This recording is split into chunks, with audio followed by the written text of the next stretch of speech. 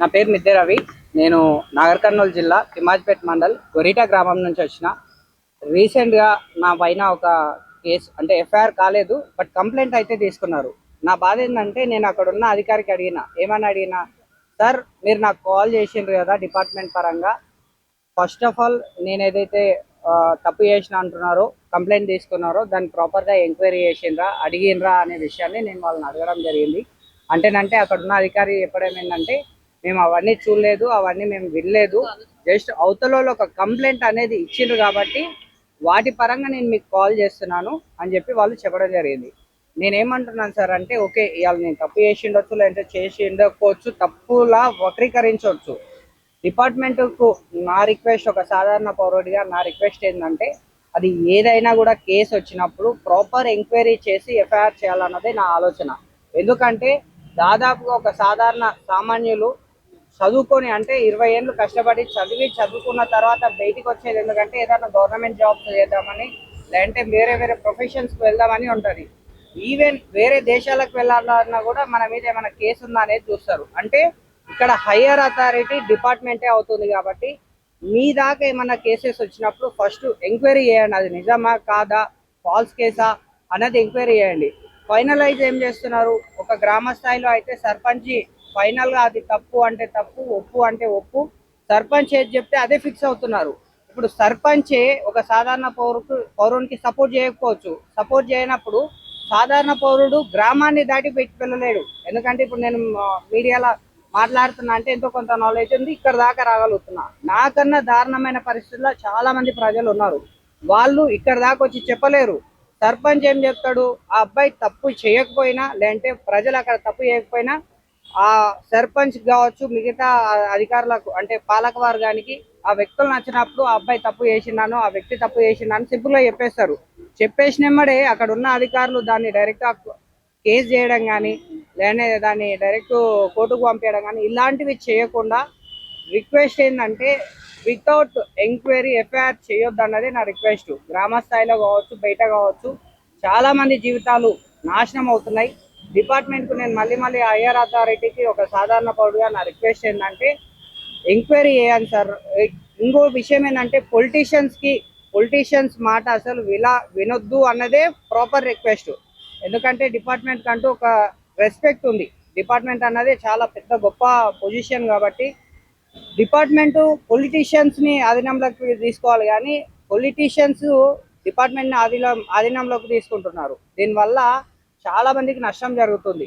ఓ politician చెప్తే అవతలున్న వ్యక్తి అంటే ఒక ఎమ్మెల్యే చెప్తే సాధారణమైన వ్యక్తుల మీద కేసులు చేస్తున్న పరిస్థితి ప్రస్తుతం సమాజం ఉంది. అందుట్లా చాలా మంది జీవితాలు నాశనం అవుతున్నాయి. కాబట్టి వీలైనంత వరకు ఒక మంచి దారిన వెళ్ళాలి అంటే డిపార్ట్మెంట్ వాళ్ళకు మళ్ళీ నా రిక్వెస్ట్ ఏంటంటే, నిజం అయితేనే తీసుకోండి. లేదంటే ఇప్పుడు ఉన్న సమాజంలో చాలా వరకు పోలీసులు లంచం ఇస్తే కామన్ థింగ్, లంచం ఇస్తే వదిలేస్తారు, లంచం ఇస్తే ప్రతిదీ చేసేస్తారు, అంత చులకన భావం అయిపోయింది సార్.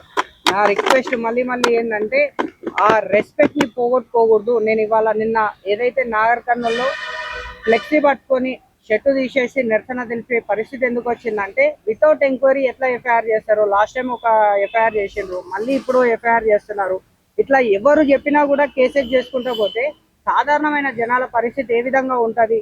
నేను ఒక్కరిని ధర్నా చేస్తే మిగతా వాళ్ళకు కూడా తెలియాలి అన్న ఆలోచనతోనే నేను నాగర్ కర్నూలు జిల్లాలో షర్ట్ తీసేసి బ్యానర్ పట్టుకొని రాజకీయ నాయకులకు అండగా సామాన్యులని బలి తీసుకుంటున్నారు పోలీసులు అని చెప్పి నేను నిరసన తెలపడం జరిగింది. కాబట్టి హైయర్ అథారిటీ పోలీస్ డిపార్ట్మెంట్ వాళ్ళకు నా రిక్వెస్ట్ మళ్ళీ నేను ఏం చెప్తున్నాను అంటే, వీలైనంత వరకు ప్రతిదీ ప్రాపర్గా ఉంటేనే ఫైనలైజ్. గ్రామ స్థాయిలో అయితే సర్పంచ్లు ఫైనలైజ్ కాదు, ఆ పై స్థాయిలో ఎమ్మెల్యేలు ఫైనలైజ్ కాదు, సామాన్యులు ఫైనలైజ్. సామాన్యులు చెప్పిన వాటిని కూడా దృష్టిలో పెట్టుకొని కేసెస్ తీసుకోవాలన్నది రిక్వెస్ట్. వీలైనంత వరకు మీడియా వాళ్ళు ఇంకా పెద్ద ఎత్తున సపోర్ట్ ఇస్తే, నేను గ్రామ స్థాయిలో ఎన్ని సమస్యలు ఉన్నాయి, పోలీసులు చేసే కొన్ని విషయాల వల్ల ఎంతమంది జీవితాలు నాశనం అవుతున్నాయో నేను గ్రామ స్థాయిలో మీకు ప్రూవ్ చేయగలుగుతాను. ఎందుకంటే ఇవాళ ఉదయం కూడా నేను ఏదైతే నిరసన తెలిపినో, ఇవాళ ఉదయం కూడా పక్క గ్రామం నుంచే ఒక వ్యక్తి కాల్ చేసిండు, పలానా ఎమ్మెల్యే క్యాండిడేట్ జస్ట్ ఫోన్ చేసి ఇట్లా కేసు పలానా వ్యక్తికి తీసుకో, అవతలున్న వ్యక్తికి వదిలే అని చెప్తే అక్కడ ఉన్న ఎమ్మెల్యే క్యాండిడేట్ ఏ వ్యక్తి పేరు చెప్తే ఆ వ్యక్తి పైన కేసు చేసారు.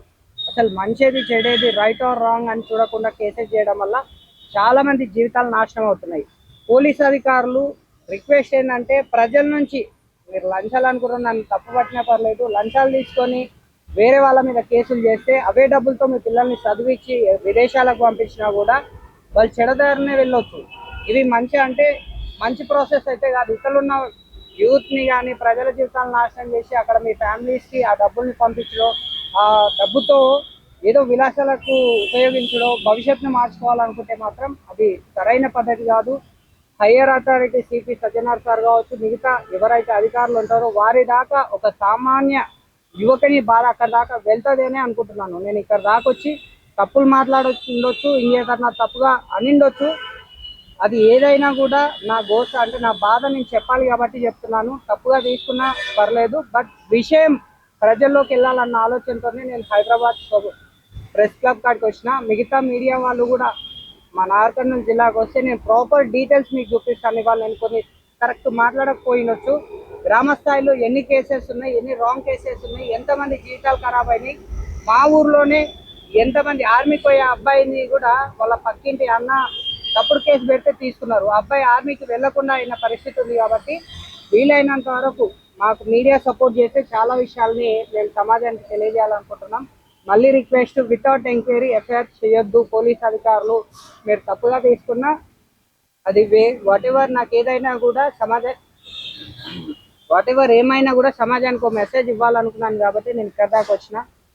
పోలీస్ అధికారులు దీన్ని సానుకూలంగా తీసుకొని నేను ఏదైతే చెప్తున్నానో అది సానుకూలంగా తీసుకొని రెస్పాండ్ అవ్వాలని కోరుకుంటున్నాను.